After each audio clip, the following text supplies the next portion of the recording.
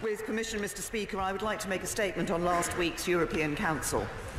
Before turning to the progress on our negotiations to leave the European Union, let me briefly cover the discussions on Russia, Jerusalem, migration and education.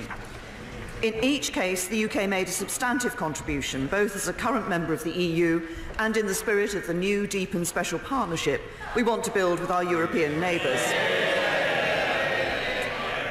Mr. Speaker, Russia's illegal annexation of Crimea was the first time since the Second World War that one sovereign nation has forcibly taken territory from another in Europe.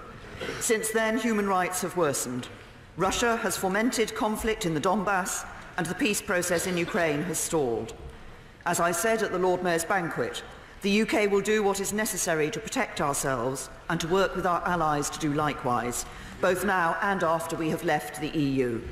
So we were at the forefront of the original call for EU sanctions, and at this Council we agreed to extend those sanctions for a further 6 months. On Jerusalem, I made it clear that we disagree with the United States' decision to move its embassy and recognise Jerusalem as the Israeli capital before a final status agreement.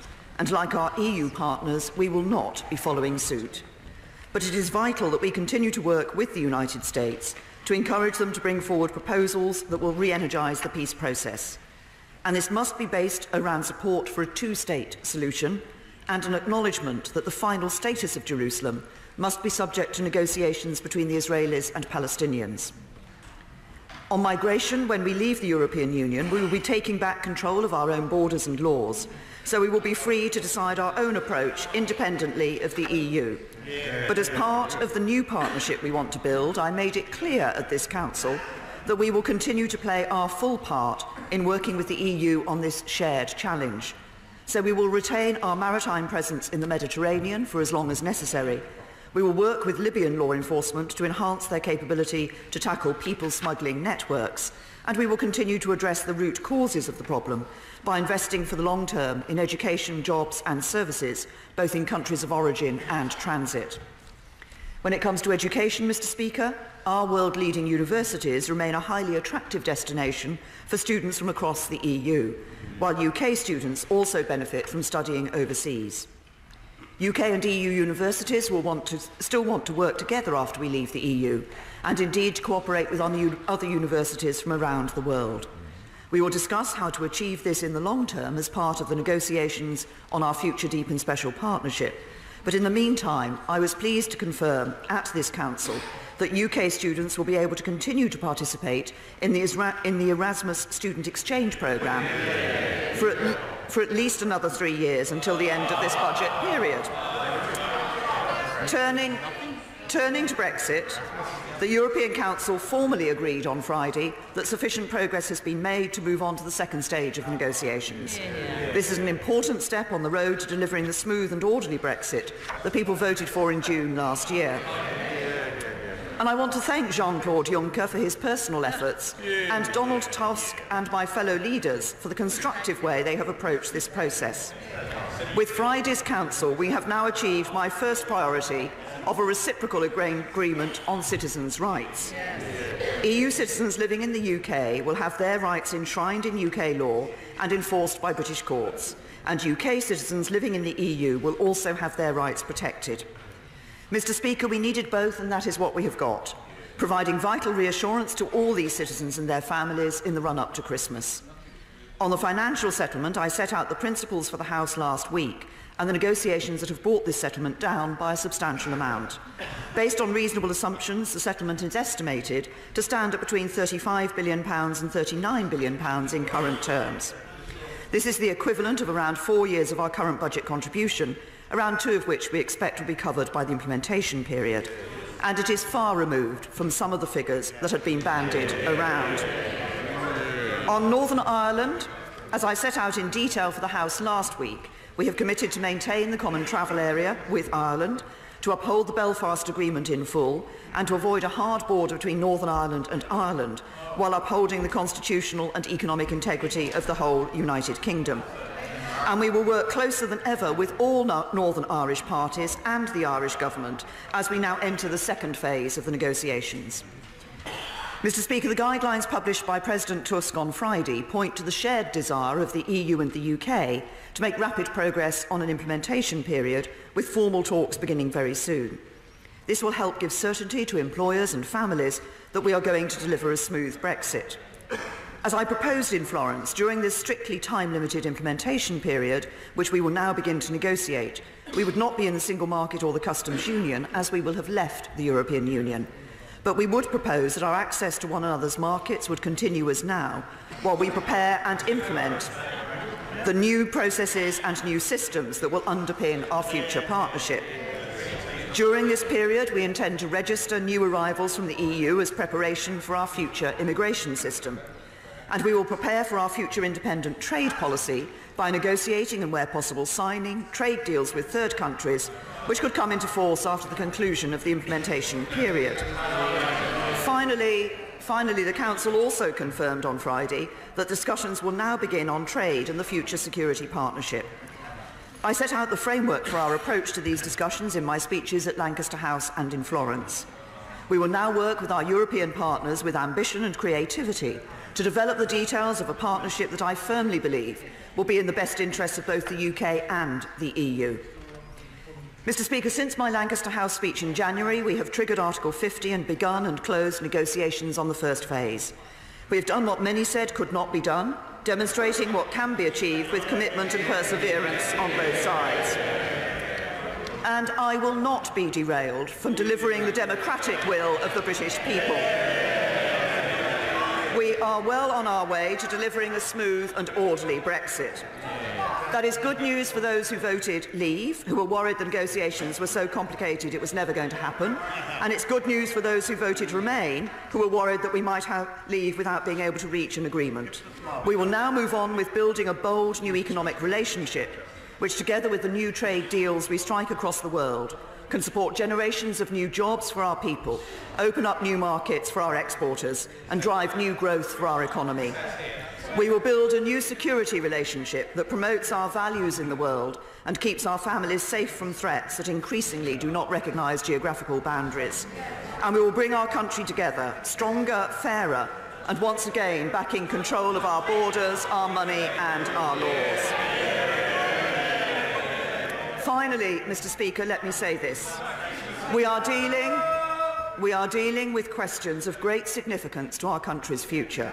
So it is natural that there are many strongly held views on all sides of this chamber.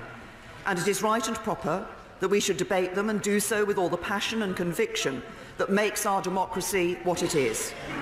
But there can never be a place for the threats of violence and intimidation against some members that we have seen in recent days. Our politics must be better than that. And on that note, I commend this statement to the House. Jeremy Corbyn. Thank you, Mr. Speaker. I would like to thank the Prime Minister for an advanced copy of her statement. On Jerusalem, I also condemn the actions of the United States President.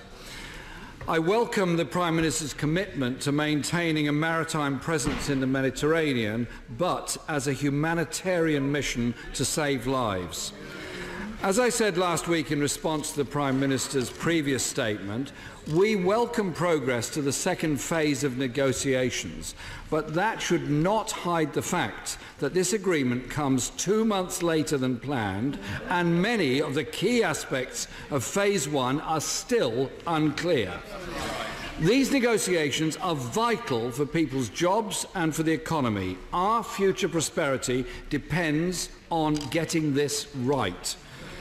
The agreement reached on Phase 1 was clearly cobbled together at the 11th hour after the DUP vetoed the first attempt, and evident in the vagueness of the final text, which underlines the sharp divisions within the Cabinet. As we head into Phase 2, the truth is the government must change track. We cannot afford to mishandle the second stage. To do this, Mr. Speaker, the Prime Minister must now sort out the contradictions. We were told last week that the Prime Minister's humiliating loss on giving Parliament a final say on a Brexit deal made the Prime Minister weak. And the Daily Mail, which previously branded the judiciary as enemies of the people, is now whipping up hatred against backbench rebel MPs. Condemn them. Threats and intimidation have no place in our politics. And the truth of it is, Mr. Speaker, it's division and infighting in our own cabinet and their reliance on the DUP that makes them weak. So will the Prime Minister welcome Parliament voting to take back control? Mr. Speaker, we've already seen ministers in her cabinet, like the Brexit Secretary and the Secretary of State for the Environment, Food and Rural Affairs, give the impression that the agreement can be changed or ignored, that it effectively doesn't amount to a hill of beans. And it's not very reassuring that this is the end product of 8 months of negotiation. And will she set out which parts of the financial settlement agreed between the UK and the EU will be paid if a final deal between the EU and UK cannot be struck? And given the delays to the Phase 1 deal, can the Prime Minister now see that cementing in statute a time and a date that Britain will leave the European Union could hinder negotiations? Mr. Speaker, I'm glad the Prime Minister now seems determined to follow Labour's calls for a transition period,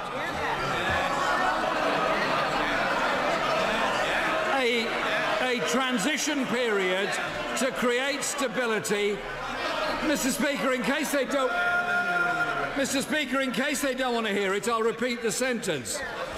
I'm glad the Prime Minister now seems determined to follow Labour's call for a transition period to create stability as we leave the European Union. It is necessary that we remain in the single market and customs union for a limited period, allowing a smooth transition for British business. However, there was more government confusion on this over the weekend. So will the Prime Minister clarify whether we remain subject to the rules of the single market and the customs union during this transition period? Does she envisage that the UK will also remain as members of the Common Agricultural Policy and Common Fisheries Policy? And can the Prime Minister clarify whether it will be possible under the Phase 1 agreement to sign trade deals during the transition period? Mr. Speaker, there were also worrying reports over the weekend about what some senior cabinet ministers will demand from the Prime Minister to support Phase 1 deal. These demands were reported to include that Britain should leave the Working Time Directive. Can the Prime Minister state now categorically that she will face down this push with some in her cabinet and that Britain will maintain the standards of the Working Time Directive both during a transition period and beyond? Will she also guarantee that this government will not seek to use Brexit to water down any other working or social rights in this country? And will she commit to maintaining access for UK students to the Erasmus programme beyond the current budget period? These are important issues for people's jobs and living standards, and it's becoming clear that many on the government benches want to use Brexit to rip up rights at work, environmental standards, consumer protections, and to deregulate our economy. For many on the benches opposite, Mr. Speaker, Brexit is the chance to make Britain a tax haven for the super rich. Let me be clear, Labour will do everything in our power to stop this. Mr. Speaker, the choice is becoming clear. A Tory government that will use Brexit to protect the very richest, slash corporation tax and the regulations that protect working people, or a Labour vision that would protect jobs, the economy and investment by building a relationship with our closest trade partners, not starting a race to the bottom in which people's jobs and living standards will suffer. Thank you, Mr. Speaker. Firstly, may I welcome the fact that the Leader of the Opposition has said that threats of intimidation and intimidation should not form part of our political life. I agree with him, but it will come as a bit rich to those of my colleagues who were candidates in the general election and who suffered from the Labour Party.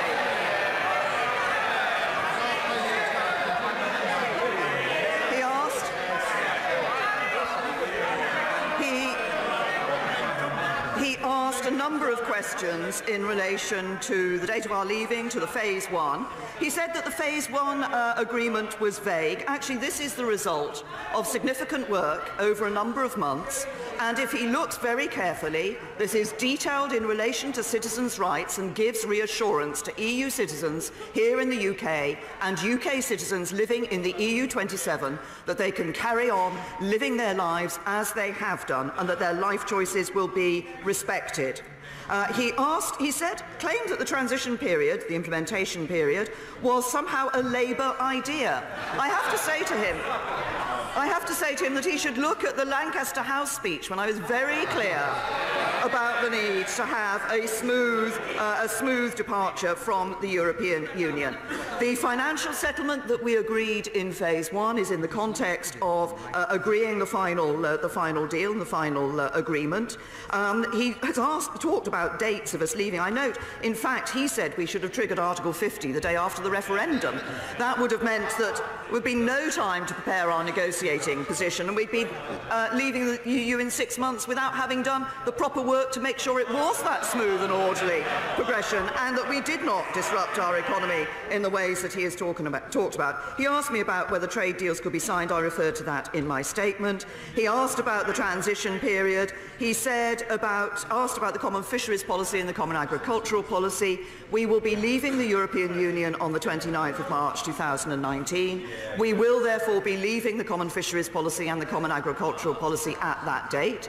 The relationship that we have on both those issues, continuing through the implementation period with the European Union, will be part of the negotiation of that period, which will now start. That work will now start very soon. And then, of course, he asked about workers' rights. Again, I set out in my Lancaster House speech, and have confirmed it on a number of occasions since, that this government will not only maintain but also enhance workers' rights. And if he's so worried about workers' rights, why did the Labour Party vote against the very bill that brings workers' rights in the EU into UK law? You didn't frankly have the balls to put country before party.